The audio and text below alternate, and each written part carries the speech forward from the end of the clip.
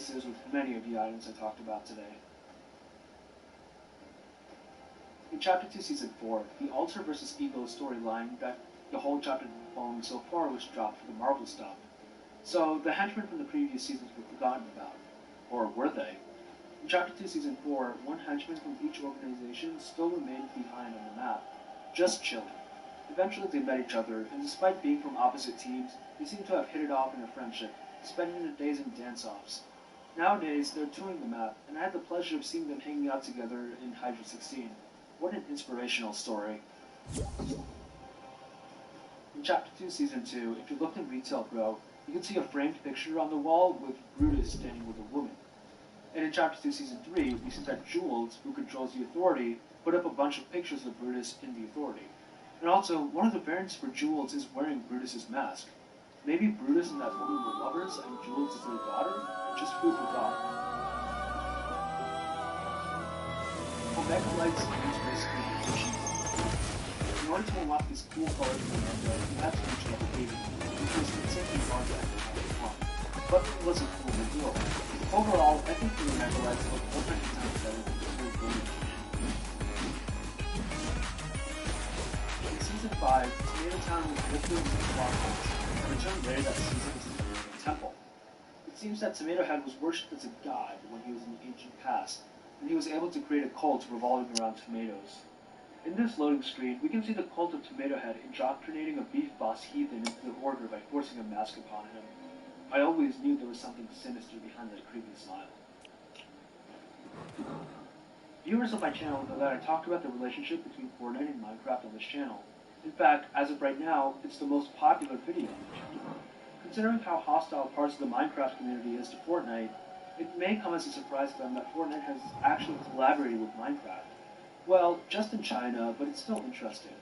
And it also wasn't really a collaboration. It was just separate announcements for events occurring in each game. But it's still an official announcement with both Fortnite and Minecraft on it.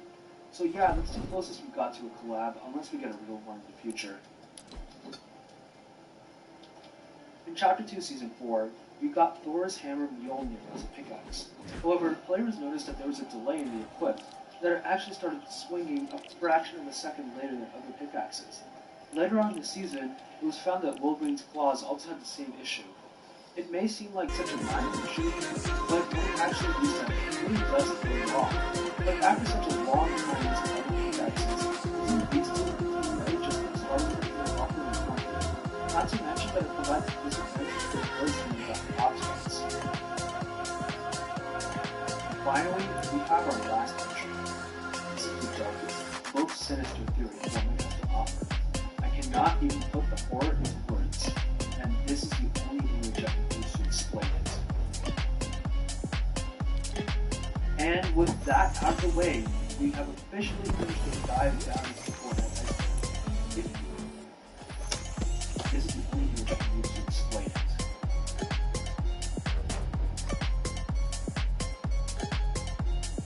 So Infinity Roseville is an official heavy blue book buying center. Since we buy vehicles daily, you'll often find one-owner low-mileage vehicles and beautiful trade-ins.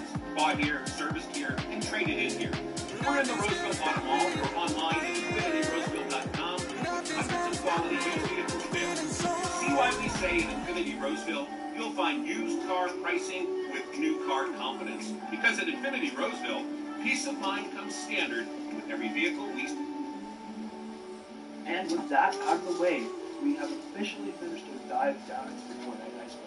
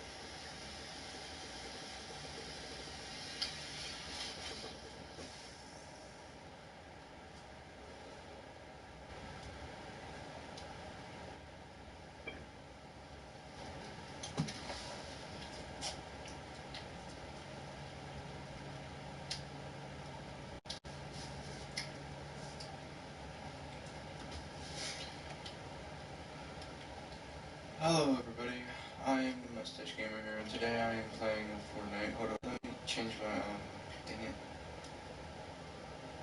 I'm sorry, the size of my camera, so that's why I keep on messing up.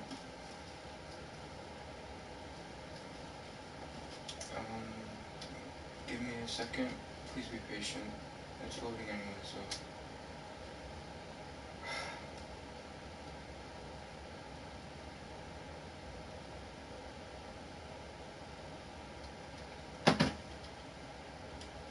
Hello everyone, I hope you're having a great day. Today I'm doing something a bit different. If you're really into games, speedrunning, creepypastas, or cryptic conspiracies, you may have seen the Mario 64 iceberg video on your recommendeds recently. And of course they leave. Iceberg meme that you may have seen from games past, top level surface knowledge, a basic player will probably know something about these topics. Well, what can I really do? Down you go, you are getting into more underknown and obscure facts, tidbits, and fan theories. Seeing this video, these sorry about that. Pop off inspired me to dig deeper into games Halo 3. I see countless hours in that game, wandering around alone, clearing out the campaign levels, and then exploring, building fun, creative maps for Forge, collecting all the souls, and eventually beating the game. Okay, we got some weapons. Secret ending. We got some shields. Cool. I need some. Quirky and interesting aspects of one of my childhood. How do I use this? Before we hop right into Halo 3, though, I'd like to add to this SM64 Okay. discussion because after doing some digging, Bounty started. Oh shit. Ow, I just took some damage. Fever dream delusion that we all had as kids that was similar to the Mandela. Oh Jesus Christ. This is part of the variable experimental coding that was used in full games to create experiences that are completely easy, distance, cartridge to cartridge. The Yoshi code originated sort of like the Wario apparition and was willed into existence and given power. Shit. Nintendo knowing GG no Ria fucking guess, I don't know. determine which players would need a cameo from Yoshi. Of course, I should use my shotgun. Other iconic flavor characters not here in the game. Whereas the Wario illusion seems to be a line of vengeful code, almost sentient demonic, that's powered by simply a passive spirit, helping to quell disappointed fans. But with that being said, do not attempt to draw out the Wario illusion. No matter what you do not think about or try to will into existence the Wario apparition. But I do highly recommend watching this video if you wish to go further down the rabbit hole regarding this topic. I'm going to have it pop up screen in 3, 2, 1, ding. Check out that video. And if that doesn't set the tone for what is to come, I don't know what will. I'd also like to thank Mish Cause, Hey It's Steffi Kush, and Conquer for inspiring this video. Mish came out with the original Mario 64 iceberg video,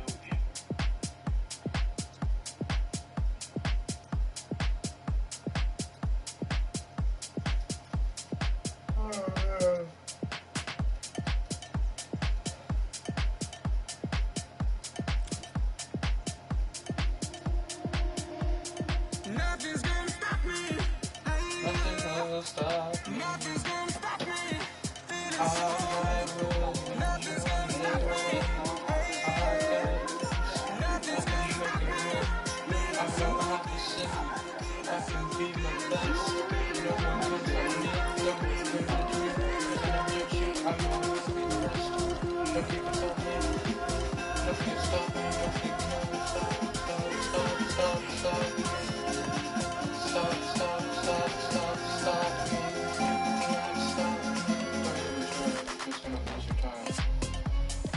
Maybe this picture that's been making rounds lately.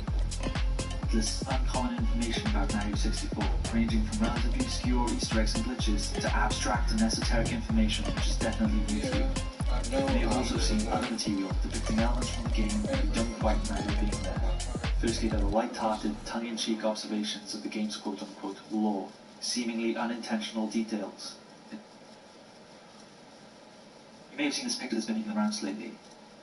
This uncommon information about Mario 64, ranging from relatively may have seen this picture that's been making the rounds lately. This uncommon.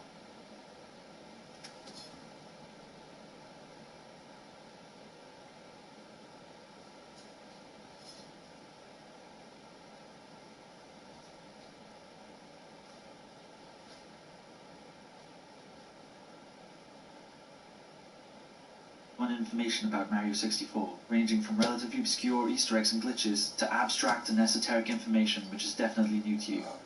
You may have also seen other material depicting elements from the game you don't quite remember being there.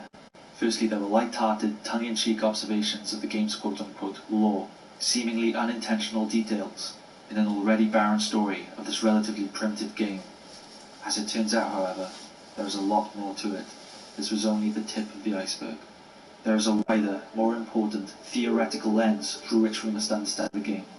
The Mario 64 you remember is not the same game your friends remember. It is not the same game that others online remember. It is not the same game an entire generation has and will remember.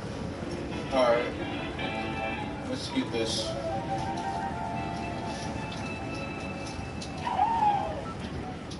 This is because during the creation of the game, What the an fuck? experimental AI was used in the flashing of What each the character's fuck? name. Smallest of What? those variables are indeed What? variable. They alter from copy to copy. But simply. However, this I do not discovery was believe made my in fairly fucking eyes. recently, as most of our collective memories find common ground within a single version of the game. My fucking from a sample character is size just of what we T-posing. consider to be almost My character is 12 just T-posing. million unique cartridges. This is the one build best the day game of my was leaked life. by Nintendo, who knew full well that emulation would soon be possible, following the leaking of the Omen archives. The full story of this leak and its repercussions will be explained My later. character is just This T-posing. leaked version of the game is the one which is available through Nintendo's Virtual Console What program. the hell? This is the same version you may have even played for yourself through means of emulation. But why did Nintendo leak this version of the game? Once I explain this phenomenon, it will become clear very quickly.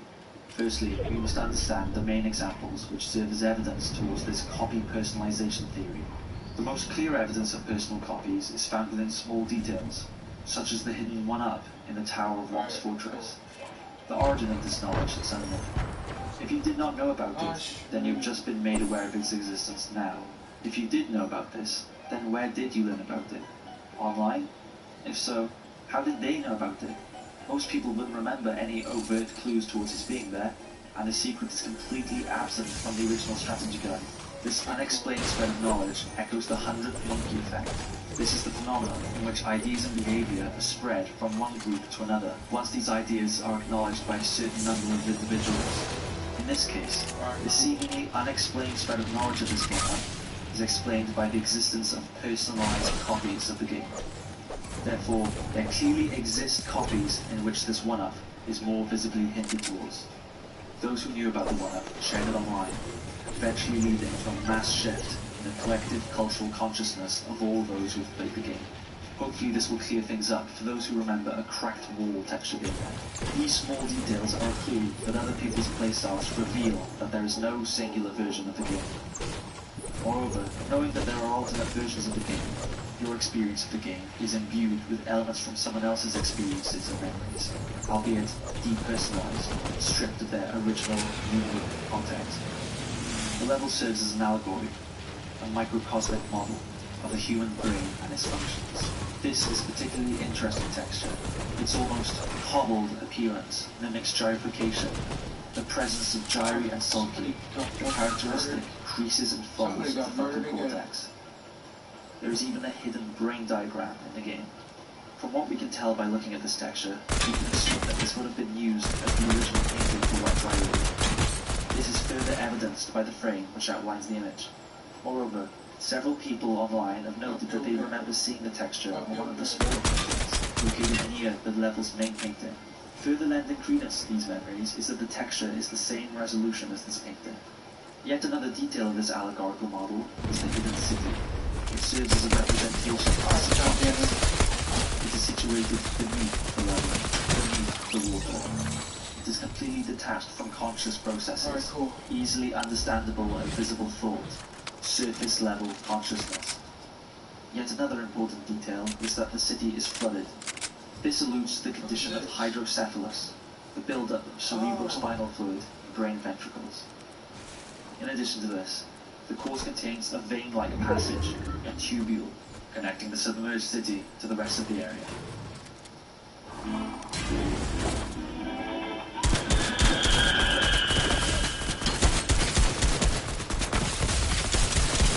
Certain these discoveries and the side effects of those who have looked into the pre-release versions of the game. Firstly, however, it is important to explain the beta, because it contains information paramount to understanding the plurality of Kill us, do it! The beta contains various clues towards the personalization of copies, clues which have since been hidden on the game's release. Silicon Graphics, defunct as of 2009, was a company which produced computer hardware and software. Their collaboration with Nintendo started in 1993. A notable product of this collaboration is the Reality Coprocessor, a GPU which was used within the circuitry of the Nintendo 64 console. In 1999, an employee, or employees, from Silicon Graphics leaked source code pertaining to the Nintendo 64's software development kit. This code was leaked online as omen.raw. However, this public version of the archive is only 150 megabytes in size. There is supposedly a version of this leak which is much larger, by several gigabytes in fact, even though the 150 megabyte version contained most of the code. The full Omen archives are withheld by those within Nintendo 64 emulation spheres. We can only speculate about its contents.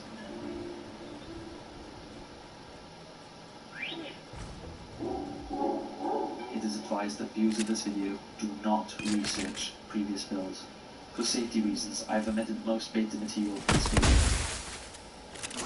An absurd and unexplainable detail which has occurred to all those who have researched the beta is that they have all had dreams containing the game's penguin characters, specifically as they had appeared in these pre-release versions.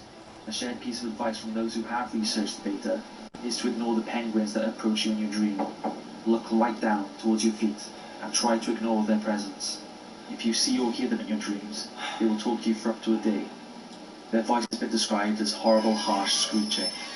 Those who have encountered these figures within their dreams have noted that they suffered intense and sometimes painful headaches for at least a whole day. This psychological attack is not unlike Rocco's Basilisk, the hypothetical artificial intelligence that retroactively tortures those who knew that it could exist but had no part in its creation, as it sees them as against its existence. And now that you know of Rocco's Basilisk, and unless you can will it into existence, it will at some point down the line torture you, for its powers are theoretically endless and transcend time. The beta and its contents are considered info hazards, as merely being aware of them has brought about negative impacts on mental well-being. Hey Wes, Snoop Dogg, how come you always so happy? Diggity dog. It's fairly simple. I believe the small things are the most meaningful. The small things. So this holiday season, I simply enjoy fresh sparkling water with a nearly extinct brain. Think small, baby. Love you, brother. By the way, one soda stream bottle can save, I don't know, thousands? yeah, thousands of single-use plastic bottles. Picture in your head Mario running. There is a chance that you can visualize him sinking, as if he's being sucked into the earth. And the sinking cannot be undone, despite how hard one tries to visualize it, try and reverse the sinking. On the subject of these personalized copies being linked with human psychological processes, No, man. Ridiculous. What is this? Glitch. this is the prime example of them all, considered ground zero in the recent explosion in interest in studies of the game's lore. The Wario apparition was created from the subconscious desires of players to see the character within Mario 64. The sheer willpower understood by the game through subtle differences in one's playstyle has caused him to manifest in a morbid and incomplete form in some copies of the game. There are several visualizations as to how this entity has appeared, but those who have encountered it in-game have consistently failed to articulate their memories of this vision. It is suggested that you should be master of the moment you believe you're witnessing, or are about to witness, the Wario apparition.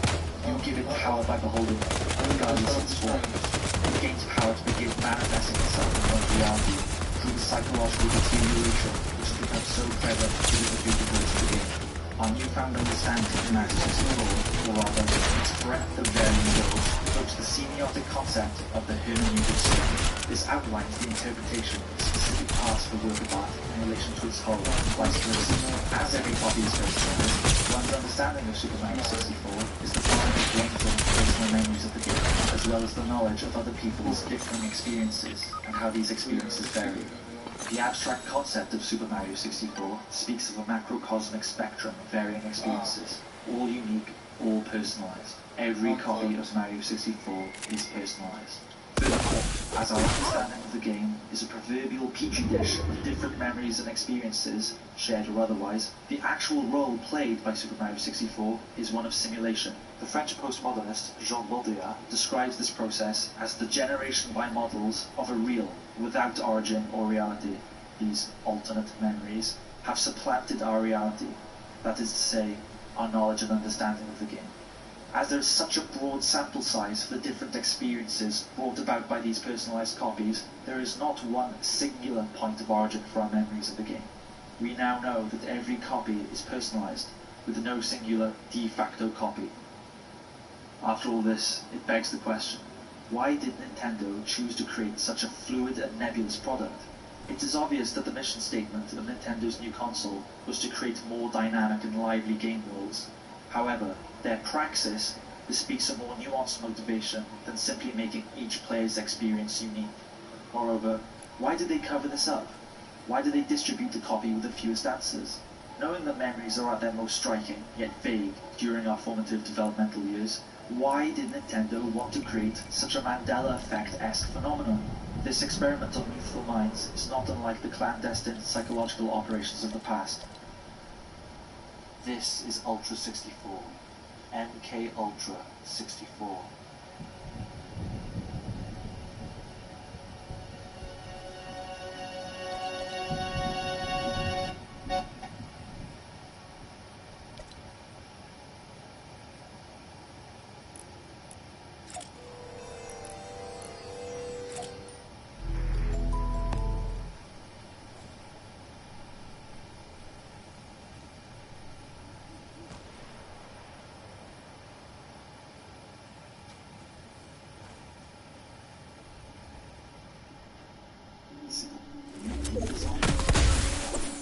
And however you do this diapering thing, all good is here for you.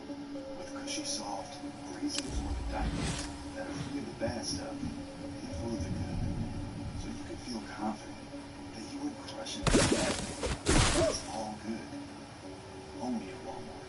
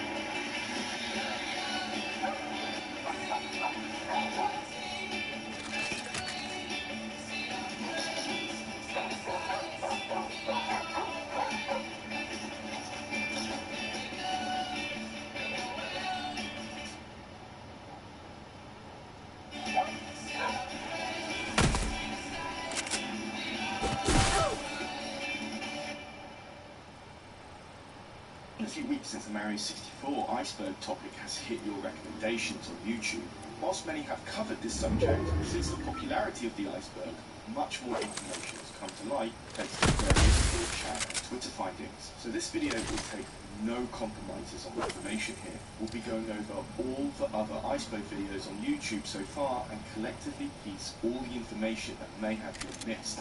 We'll also cover all the new Mario 64 source code leaks that just dropped on the 25th of July 2020. We'll only be going over the basics on this one as there is tons more info and data dropping as we literally speak.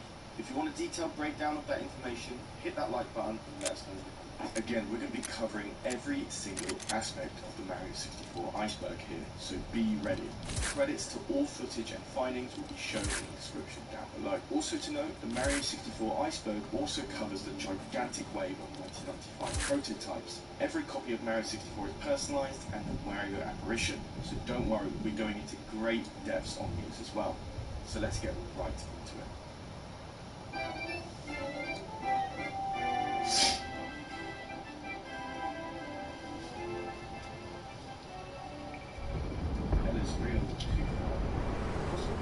Earliest tales or theories surrounding Super 64, originating all the way to the same year the game was released. IGN and N64.net had a dispute over Luigi being in the game, with IGN even putting a $100 bounty up for grabs to reveal how to unlock them. Then he focused on the signpost in the back courtyard from Peach's castle for proof, as it was first theorized to read L is real 2401. Many assumed this to be a clue to unlock Luigi. It honestly wasn't far-fetched, as the Japanese strategy guide interview once translated showed Miyamoto mentioning that Luigi was already programmed into the game, and there was code proving this, but his model and functionality was stripped out as late as February 1996, no more than 4 months before the game hit the shelves. As we were literally putting this video together, the Super Mario 64 official source code leaks that were just dropped on the 25th of July 2020 shows a model of Luigi that was finally put together by fans. This is still an ongoing project as this video goes live, but we should be expecting all the functionality Nintendo coded for Luigi to be uncovered and restored. The developer Case Emmanuel actually restored this code and allowed you to play Luigi in split screen mode. The original dream the developers wanted was finally playable. John Riggs also posted gameplay of the mod directly from an N64 without any emulation or lag. But it doesn't end there. A letter from Nintendo themselves stating that the developers left the sign in there as a joke, with Nintendo actually stating the theory as L is real. But finally, L is real 2401 was actually a huge misreading for years. Many expected it to read an eternal star or a secret star lies here. The latter could have been more convincing actually, as in Super Mario Odyssey, throwing your cap on the star above the sign does reveal a collectible star. However, Reddit user Gallus recreates the texture compression with the Mario 64 font and shows that the text is indeed Eternal Star. Besides, the image was also used in the Legend of Zelda Ocarina of Time, which also used the same engine as Mario 64. Space World Beta. Space World was very similar to E3, which started in the same year in fact. E3 1995 started earlier than Space World and only mentioned the concept of N64.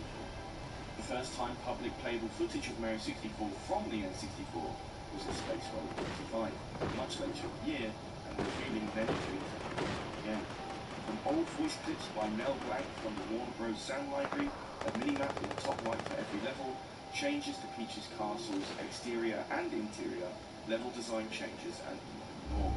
Whilst there is no official beta on outlet to download, just a heads up, that is now officially a lie. With the Super Mario 64 official source code being leaked, a ton of alpha and beta prototypes also come along with it that we will eventually be able to play. There are plenty of Mario 64 beta restoration projects instead, but the one that is currently available to download is by user Shadow Mario, which has some, but not all features from the Space World 95 beta. Universes. Parallel universes is a part of how the game actually detects Mario's position. The game checks Mario's position each frame on an integer that can range from minus 32,768 to positive 32,767. Why these numbers? It's the highest string that can be held by a 16-bit integer. For those who are not versed in programming, don't worry, this isn't necessarily important. What is important, however, is that when Mario exceeds beyond these numbers, it loops back around to its negative, meaning that Mario overflows to the next tile in any XYZ positionings, which is, in fact, a parallel universe. A copy of the level, except no visual elements, just collision masks for Mario to walk or bounce off. This can go on forever, with infinite maps of the level. I could go into more detail here, but I'm going to suggest a business video on this. If you want a clear visual representation on how horizontal work, I really suggest this video. Hard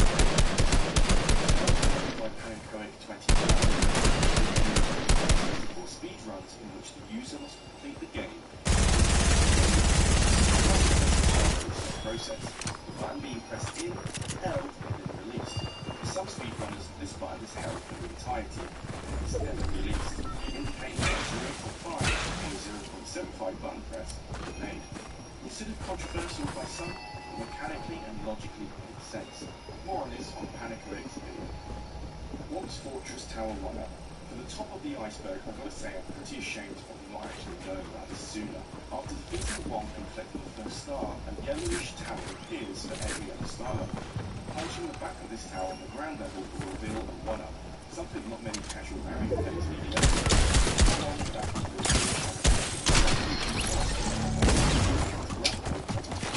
However, this is possible to bridges. Yeah, GG. They had a heavy fucking golden one top of that there anyway. This is also found in the real version as well. If this was an isolated incident, I'd say it was quite obscure to say. But with my used knowledge, it definitely feels like the platform is sharing code with other entities that require it. Impossible Coin and Goomba. The Impossible Coin is related to a string of code that spawns 5 coins in the line. There is a total of 7 patterns the developers can choose from, and the reason for this is saving processing power by spawning a pattern rather than 1 1. However, there is only 4 showing in time at each island. Panicoic 2020 brilliant video on this, with how the coin ends up being unloaded and uncollectible due to the coin pattern spawning underneath the ground. More on this over at Panicoic's video. The reason the Impossible Goomba is grouped in with this topic is that they share the same setup as coins. In the level down to the sky, you can only see 2 Goombas. However, the third is unable to fit on the platform and thus falls to the lowest point of the level, the death trap, making it impossible to get it. This is another Panicoic video, so I really recommend just checking out the video.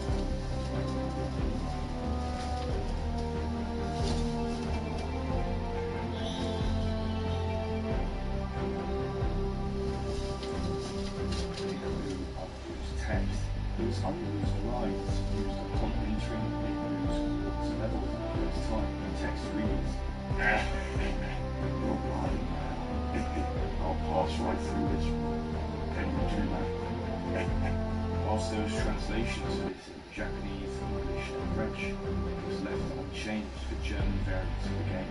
However, it was translated in its full name, Chinese 2003 version. An unused weather effect is very useful. But only one used officially for the trickle down effect was snow. Blizzards was another trickle down effect that was not used. The others were used for surfaces, such as lava bubbles you see in the full Otherland. The other surface effect was called flowers, which were these dancing flower animations that should have appeared in that Bomb's Fortress on Battlefield. Going to pick up his lunch. A sign near Dory in Hazy Maze Cave states, "A gentle sea dragon lives here. Pound on his back to make him lower his head." Going to become his lunch. This was a quick tutorial on how to navigate Dory to the star in the center island. Whilst the first 2 sentences are correct, the third is not, as it indicates that it's been harmed by Dory, which isn't true. It is likely a feature that was supposed to be added, but wasn't. Mirror room. An interesting room that reflects Mario and Lakitu perfectly, and used to access the Stone Land's level. The mirror room is passable through backward long jumping glitches. However, most of the balls have no collision, and the door enters into a completely flat ring with collision lines. Interestingly, there is an option for reflection, as a door in the mirror is not mirrored, as the door knob can still be seen to the right. Nintendo attempted to hide this by adding an alcove and small amount of stairs to the top. The Mario 64 PS Vita had functionality to allow Luigi to pass your mirror and enter the door on the side to reveal a star in a completely white room. Spooky. Volcano blocks. Purely an aesthetic for the hot-footed into the volcano star. You see these well-textured blocks right where the star is found. However, the right pole seems to be knocked down. I tried looking more into this, as I felt there could be more to it, but there really isn't anything to be found. Blarg. Blarg is an enemy found in Super Mario World and Yoshi's Story, and was intended to be in Mario 64 for the full Lava Land. However, the enemies were scrapped, and all that remains is an untextured 3D model of Blarg itself. Activating the minor amount of code associated shows him how to knock down the lava and sliding within the course of 2 damage. However, the Mario 64 XGI project restored all of this code to the developer's attention, even made it viral forever. Go check out the project videos for Yoshi's Saddle. After collecting all 120 stars, you were able to use the cannon in the courtyard that can shoot you after you reach his castle. There you can find Yoshi, who will give you 91 lives. What is odd is that despite Yoshi is unrideable, the saddle on his back is modelled, and even what's more interesting is that the rim of the saddle is supposed to be white. However, the 3D segment of the rim is still coloured red, mostly due to the developer's oversight. Yoshi's saddle is supposed to insinuate that you can mount and ride him, but the game doesn't allow you to. No code is found that allows you to ride Yoshi. That doesn't stop you from creating Game Shark code that allows you to jump on him and ride him like a Uber Shark. Other modders like Daisy and creating a fully functional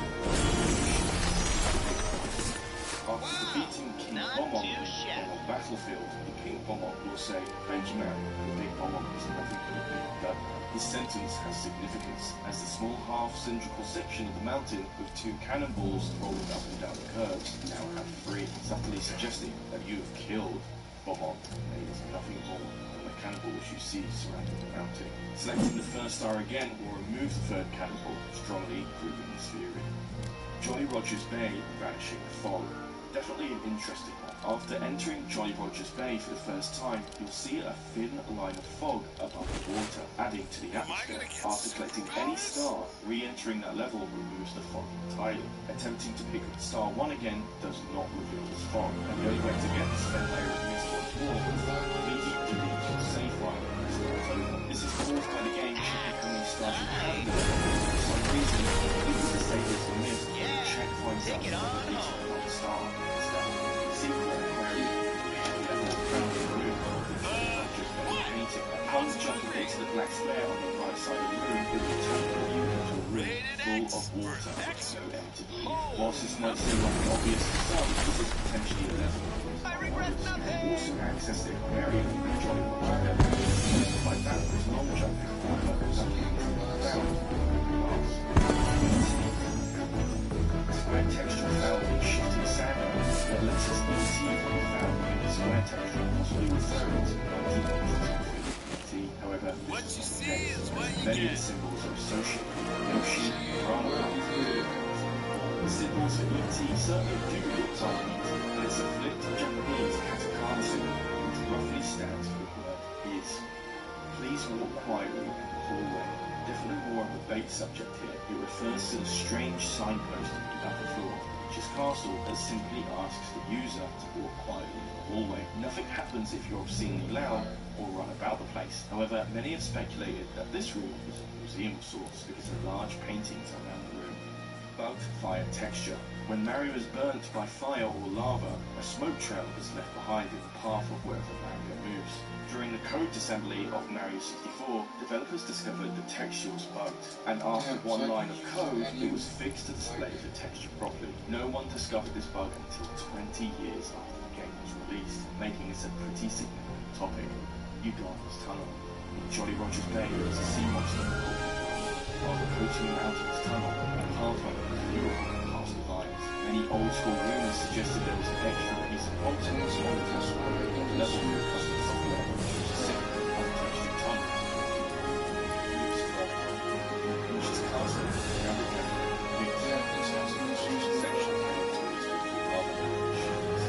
you're able to grab him and place him down. However, if by clipping him through the door by the two pillars room and diving underwater, you're actually able to throw him. In an interview with Miyamoto, he mentioned that the animations used were MIPS and how it was unused, suggesting that if they had another month of development, it would have added the ability to throw him by the ears. Hazy Maze Cave Alcove. In one section of Hazy Maze Cave, there is a gas that can suffocate Mario relatively fast. Some players cause a panic, and thus there are sections of the gas maze with alcoves and narrow roads jump past and further damage, allowing the player to carry on the maze. Low cap switch. In Mario 64, these switches are actually used each unlock a new power, such as line count, visibility count, present count, and boxes. There was, however, a secret element within the game. Eventually, all the yellow exclamation mark boxes are already unlocked, and initially this switch will unlock these boxes and contain the shots of Mario to hero's haunt. The sign outside the castle reads, "Walk out to serve." Medal. Some old school rules suggested content to claim a gold medal, and whilst there was an unused green key that could be gained after defeating key, it was unlikely that many words for gold medal. This was only found on the English translations, as the Japanese version translates to "dispatching one piece, washing in the fields, broken paintings." The active floor, which is castles and bundles of paintings that are not accessible. Some even reuse versions of the levels you've already played. The likelihood of this is to make first-time players attempt every painting until they find the total mountain level. One very interesting note on this subject, however, is there are 3 paintings for Tiny Huge Island. The small one taking you to a small version of the map, and the large one taking you to the large version. The middle painting is decorative. However, in Mario 64 DS, looking at the middle painting at an angle shows a white square behind it. The white squares are used internally by accessible paintings, indicating that the middle painting was once usable but is now left broken. A massive thanks to Super Mario Bros for this find. Jolly Roger's Bay box. In Jolly Roger's Bay, there is a box slowly moving from the back and front of the ship. There are old school rumours suggesting that there was a star inside, but it is completely indestructible. At Mario, causing anywhere between 1 to 6 damage. Function not found. Very odd conclusion, which suggests the clock may have had more usability than early Bob's Fortress, Bob complained about being walked all over by zombies. After defeating him, a castle is placed where he was once located. Many speculated that he was preventing construction work, but for other horrid suggestions, rather his body was used to create the castle, succumbing him to the one thing he hated the most. Truly tragic. That's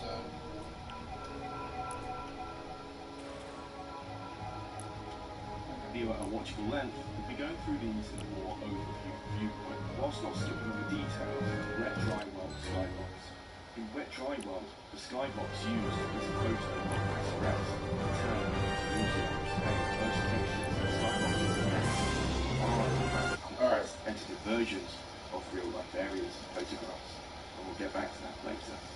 How Bowser got into the castle with his son. Within Diodine Docks, you can see a hidden underwater lair of Bowser, the son of underwater, and against the left side of the room, in future star missions for this level, the metal panel is gone, so is the second entry into the area left reaches and wing. This shows that Bowser is Mario enters Wet Dry World early. An American commercial sponsored by DMA Dairy Farms.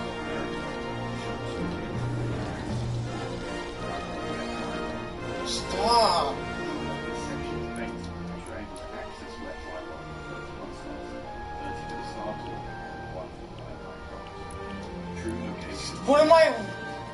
Stop! Does exist in the universe in a single point of space-time. Stop it, you fucking weirdo! Hate you guys, man! The fact that wall paintings are merely just walls, not to a dreamlike scenario of painting. But the paintings that level Stop being free, stop being a weirdo! level will still exist and exist at that point. Creeping me out. Each star mission No more. is simply a point in time, much like Diodine Docks level, where you can see Bowser's submarine. Before he infiltrated Peach's castle, suggesting the first star for Diodine Docks was Earth. Big Boss Stop. Stop. Stop. Stop. Stop. No! Get that through your thick fucking skull right now. No! You're not Ashley, stop being a fucking retard. But you're not, and I'm not fucking retarded. Quit. Or fucking now. Fucking retards. Hate you! I don't want you. I don't like it, cry me a fucking valley. Stop it! You're not Ashley, so stop it!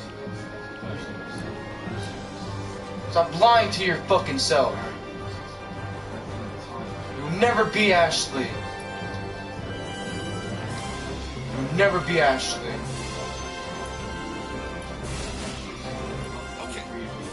Quit pretending. Because it's not cute or funny. I think I'm fucking joking. I hate you guys. Both are dead to me.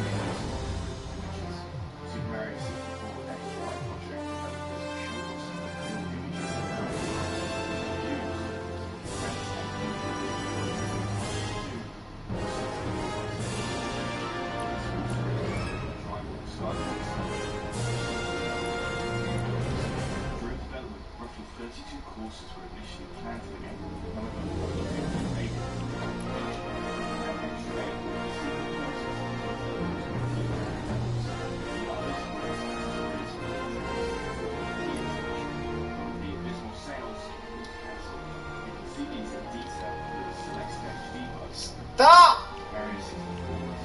Hate you!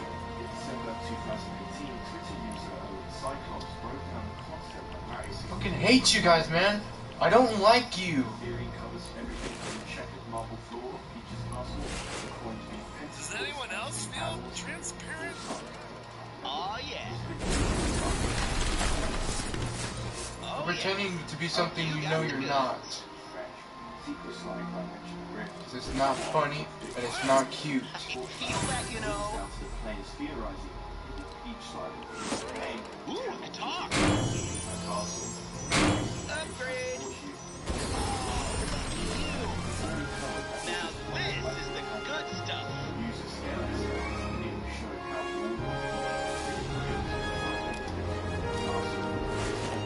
Don't tell me what's really get me.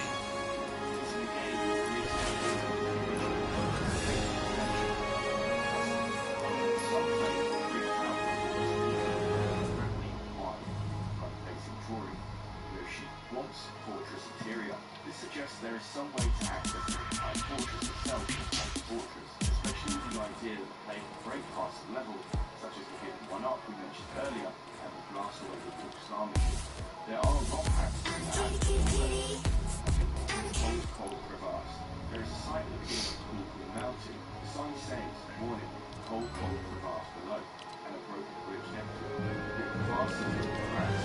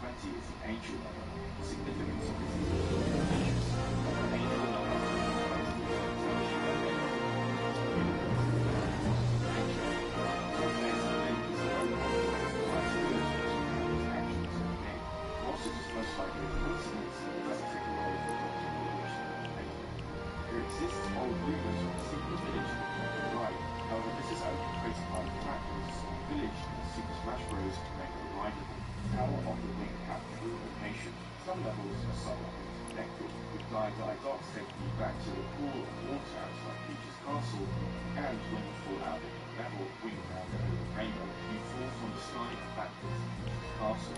So some players assume there is also some sort of logic to the location of the hidden level in the Tower of the Little Cap, as there is 5 towers piercing out from the clouds. However, there is no certainty of where the base of these 5 towers are. The best guess is using the 1995 paint build photos which show shrouded the castle, perhaps the towers are supposed to be like that.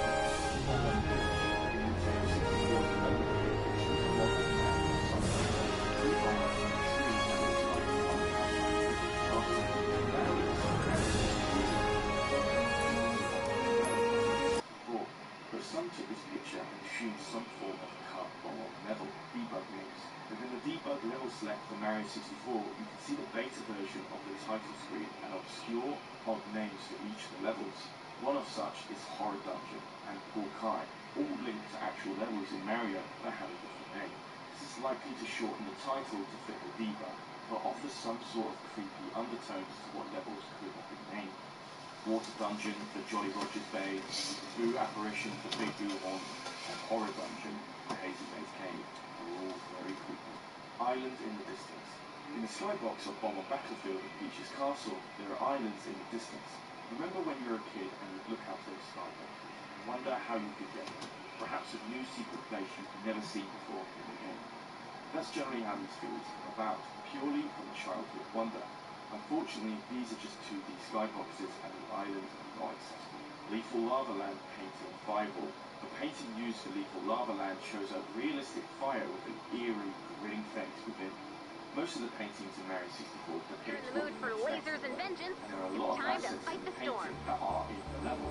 However, with Lethal Lava Land, there is no enemy like this that exists. The enemy does exist in the Mario universe, however, and are the grinning fireballs that drop down on Mario in the final boss for Super Mario World.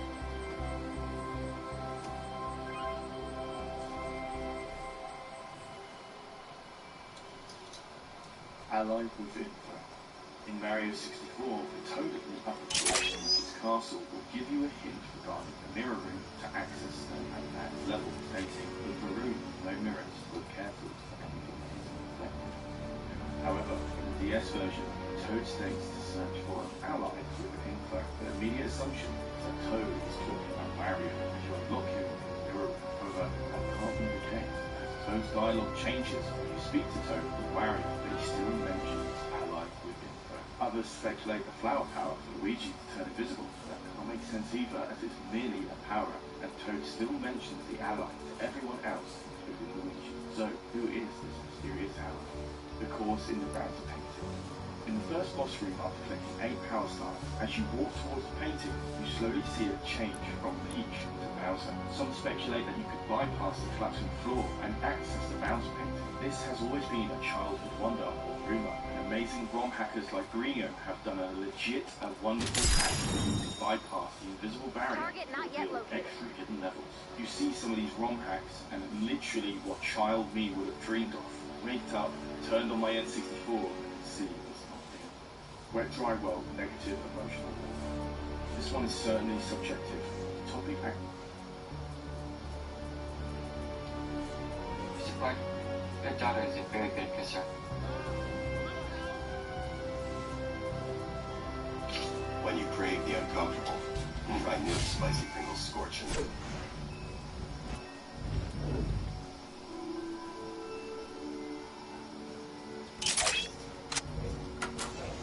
Don't.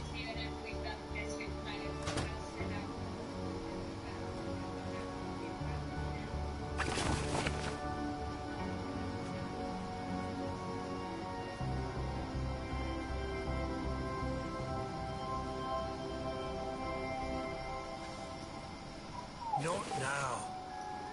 Thank you.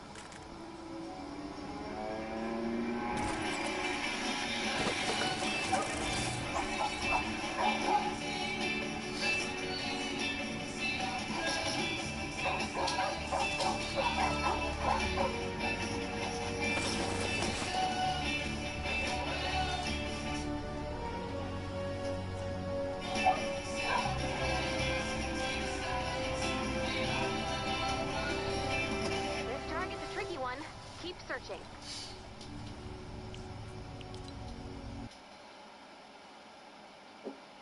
Sections. The first, more logical, but introduced later into this topic.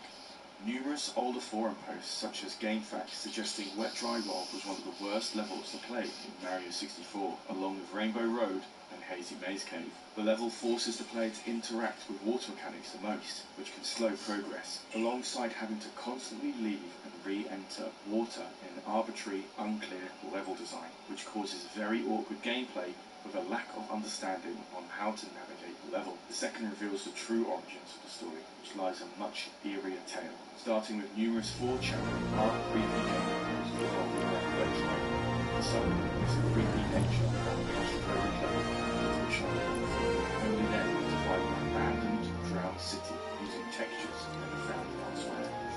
by the idea that the skybox is also a forgotten city. What level designers perhaps most likely wanted to achieve some sort of hidden Atlantis ended up being a creepy, hollow husk of a once living village. This spawned numerous theories that where dry worlds seek any positivity from the player, and some created spooky edits to the skybox or music used in the level. The Wario Apparition. One of the two most popular segments on this list. The Wario Apparition dates back to May 2020. This theory focuses on 4chan. The theories dive into a small percentage chance in the game's code which allows a ghostly figurehead of Wario to appear after collecting the first star from Die Dogs. One particular post from 4chan reads, the Wario Apparition was created with the subconscious wishes to see Wario himself in Mario's. This was only present in earlier copies of the game. Most official evidence was lacking. It was due to a quote-unquote, those who encountered it in the game can't even describe what it looks like, as we suffer from memory loss or sugar content. No! Blocked from memory by childhood trauma. A simple tale told between children or something more. That's what many thought until screenshot evidence started to appear. Wario himself, his head floating, blankly staring down the corridor. Many were captivated. Did this happen to me? Some would think. But it wasn't until video footage was released that would catapult this spooky endeavor into the mainstream. The off-pitched, unpleasant music, Wario's voice and the dramatic lighting as the unnerving clacking of Mario's shoes as he runs for his life away from the Wario fighting thin air as he closes the gap. Then, nothing. What happened to Mario is knowledge we'll never own ourselves. That is, until someone captures more evidence. The answer to this is simple. It's a hoax. Nothing more than to imply a loss of sanity to people who can't quite remember everything there is of Mario 64. As for the screenshots, nothing more than stills from a focused on-farm segment by Nintendo on an E3 panel of May 1996. As for video evidence, the handmade animation on YouTube himself. I'm not sure this terrifying story ever sees such Hate you, bitch.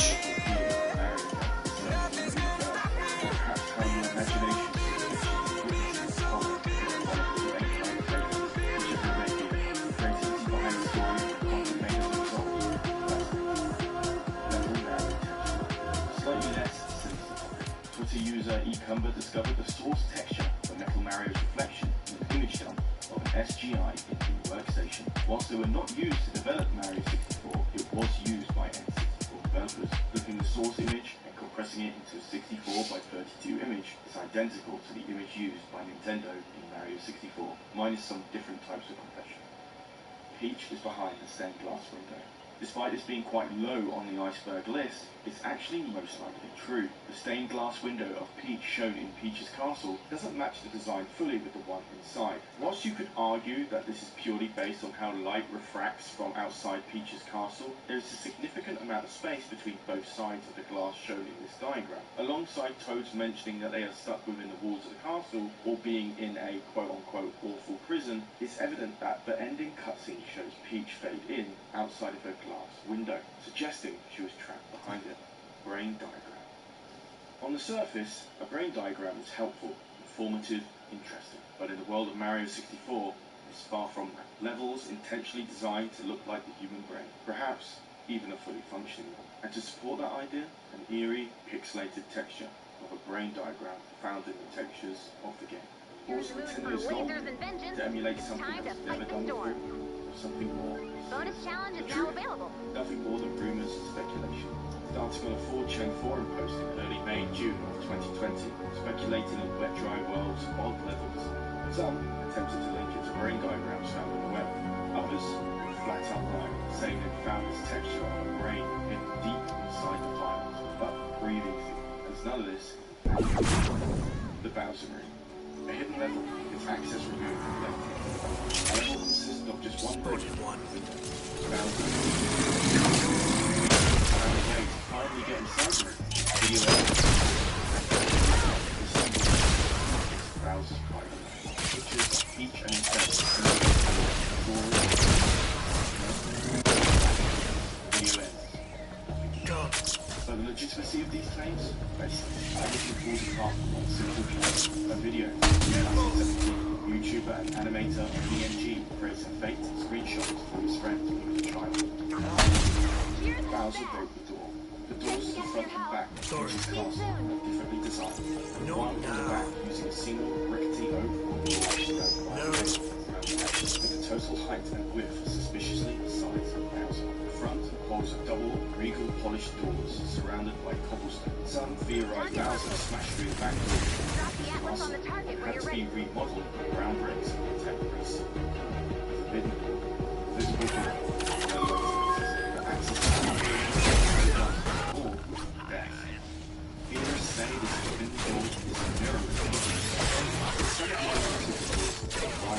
User spells shows us access to strange doors The reality? Just empty space. All theories shattered. With a door in the mirror room, no one is quite interested. YouTuber SwankyBox shows us the other side and explains that the door shown is most likely an out-of-bounds door. But what is that? Swanky demonstrates that a door that leads outside of the map. Perhaps these theories were true on. Hazy Maze Cave entrance room is a sewer. Hazy Maze Cave is the castle's septic system. Theorists believe Hazy Maze Cave is the septic system for Peach's castle. It is located in the basement of the castle and is the only wall that leads even lower than the castle itself. The walls of the wall show an odd texture of pipes hooked up against the walls. The level itself, toxic. Putrid gas, boulders of waste, bats and spiders hiding throughout. Whilst we've covered plenty of far-reaching topics in this video, this one bears on vulnerability. The population is sensitive. A group of developers started a project a few years ago called the Mario 64 Population Project. It had numerous hours of work to reverse engineer an unoptimized version of Mario 64, which had only released in Japan and the US. In July 2019, they had a 65% of the project completely hit the internet. Although there wasn't much playability, almost a year later, in May 2020, they did a full, complete PC port of Mario 64 in Source C code. The people behind the project released it out to the wild for all to see, crushing any possibility of future theories, or so they think. Many believe the story doesn't end there, that elements of the game's true nature were stripped out by the decompilation team and censored. A last-ditch effort to preserve conspiracy theories, or was there even more leaked against the team's will? The first toad you encounter in Peach's castle sets the scene. We're all trapped in Wales. Trapped inside the castle walls. Unsettling to say the least. An awful prison, some toads explain. The first battle against Bowser echoes these words. For me as a child, this haunted me throughout my first playthrough. Nightmares of being absorbed into the wall with no escape. Only projection remains, much like the toads you see scattered across the castle, whilst the real ones are trapped within the brick walls of the castle. Whilst a straightforward topic to talk about, the reality of it is true. No theories or speculation here, but the concept of a wall being your prison is daunting, claustrophobic, and unnerving. Silicon graphics curse. Many pieces of media in the 90s, most were great with silicon graphic workstations. SGI for short. Everything from video games to Jurassic